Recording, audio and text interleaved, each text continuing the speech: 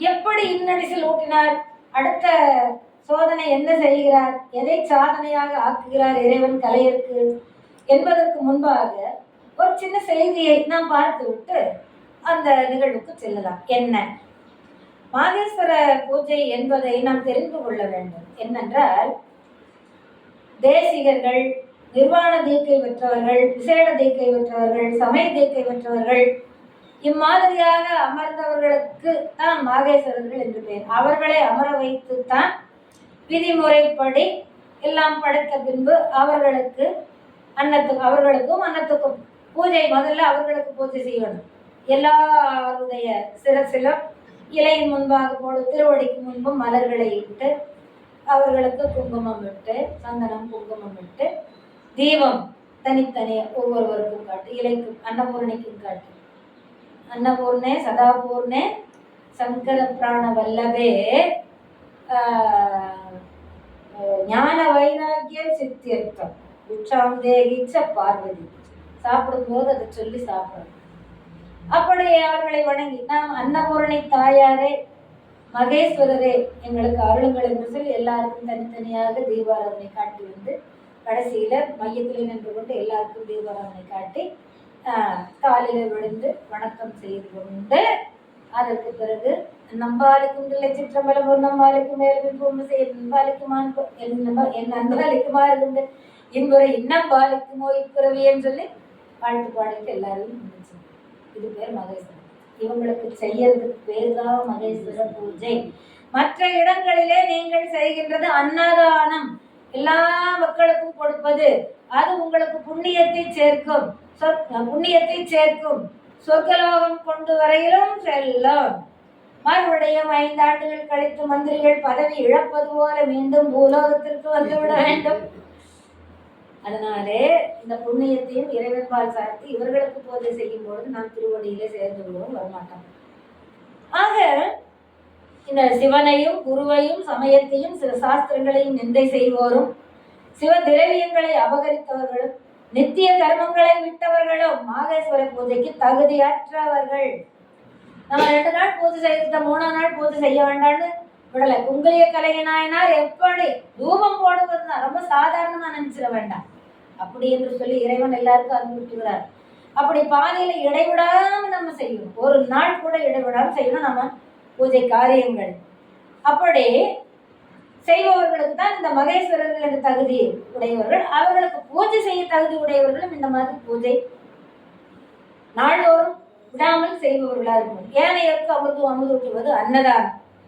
இவர்கள் எல்லாம் இந்த மாதிரி இந்த 2 மட்டும் நீங்க ஞாபகம் வச்சுக்கோங்க. அதுக்கப்புறம் மற்றதெல்லாம் அப்புறம் பார்க்கலாம். கலையினாரும் அவர்தம் மனைவியும் அடியாருக்கு அடிசில் செழுங்கறி, தயிர், நெய், பால் இவற்றோடு அன்பையும் சேர்த்து, அதுதான் மெயின். கூழ் கொடுத்தாலும் நம்ம கிட்ட இருக்கிறது தானே செய்யலாம், அதை அன்போடு கொடுக்க வேண்டும்.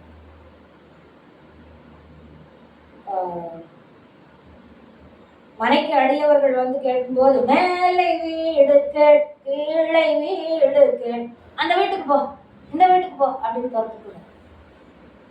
காப்பியோ என்ன போட்டக்கூட நச்சுன்னு வைக்கக்கூடாது.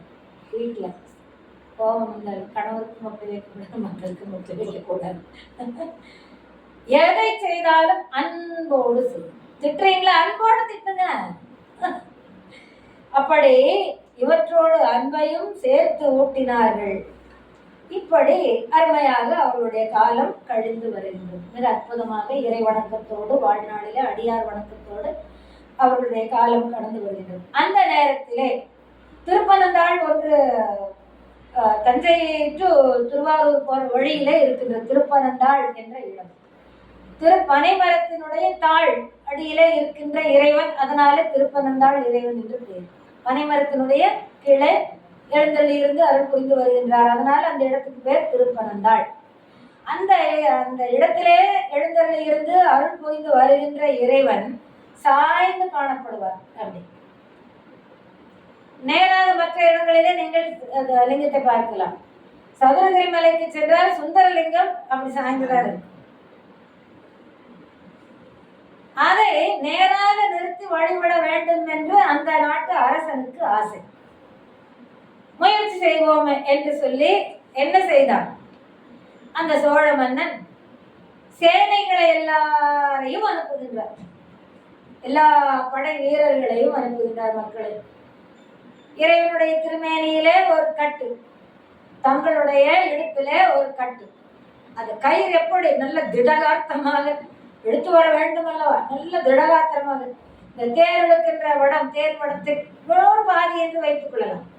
அப்படி அங்கே ஒரு துணியும் இவர்களுடைய இடத்துல கட்டிட்டாங்க, எடுக்கிறாங்க, வரவே மாட்டேங்குது. நேரா சாமி இப்படி இருக்கிறாருன்னா எதிர் திசையில் தானே எடுக்கிறாங்க, ஒண்ணு நேர் நிற்கத்தான். சோர்ந்து போய் அவர்கள் விழுந்து விடுகிறார்கள். அரசு நல்லவா யானைகளை கட்டி எடுத்து பார்க்கிறார். அவைகளும் எடுத்து பார்த்து நேர் நிமித்த முடியவில்லை, அவைகளும் சோர்ந்து விடுகின்றன. இவருக்கு ரொம்ப கவலை. யானைப்படை, குதிரைப்படை, தேர்ப்படை, எல்லா படைகளையும் கொண்டு வந்து எல்லாம் பண்ணிட்டார். அரசன் அல்லவா, ஒன்றும் சாத்தியப்படவில்லை. எல்லாரும் சோர்ந்து விழுந்து விட்டார்களே தவிர இறைவன் நேர் நிற்கவில்லை. நீங்கள் குங்குலியம் போடுகின்ற கலையர் தானே என்று சாதாரணமாக நினைத்து விட்டீர்களா? இப்பொழுது அவருடைய அந்த அன்பை காட்டும் முகத்தான் இறைவன் ஒரு வேலையை செய்கின்றார். குங்குலிய கலைய நாயனார் திருக்கடவுர்ல இருந்து இந்த நிகழ்வை கேள்விப்படுகிறார். அப்பெல்லாம் போன் வசதி இல்லை, உடனுக்குடனே செய்தி தெரிவித்து கொள்ள நாள்பட்டு தானே வர. யாரோ அங்கிருந்து வந்தா கால்நடையா வந்தாங்க, அப்படி நடக்குதுப்பா இப்படி நடக்குதுப்பா, அதாவது தூதர் வரணும், இப்படி கேள்விப்பட்டப்ப எத்தனை நாள் ஆயிருக்கும். கேள்விப்பட்டாலும் கூட உடனே அங்கே செல்லுகின்றார். நடந்துதான் செல்ல முடியும். போய் அங்கே சேர்ந்து அரசனிடம் வேண்டுகின்றார். தான் அதை செய்ய வேண்டும் என்று இவர் மனத்திலே கொண்ட விருப்பினாலே அரசனிடம் சென்று, அரசே நான் முயற்சி செய்து பார்க்கட்டும், தாராளமாக செய்யுங்கள்.